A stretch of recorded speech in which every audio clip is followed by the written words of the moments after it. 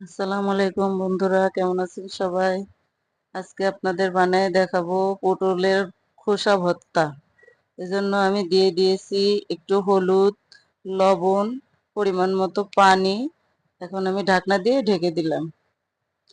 এখন আমি মরিচ ভেজে নিয়েছি, পেঁয়াজ আর মরিচ একসাথে মাখিয়ে নেব। পটলের খোসাগুলো আমি বেটে নিয়েছি পাটায়।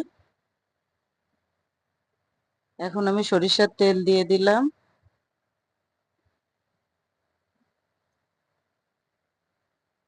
এই যে পটলের খোসাগুলো সুন্দর করে বেটে নিয়েছি, দেখুন কালারটা কত সুন্দর আসছে, সবুজ কালার।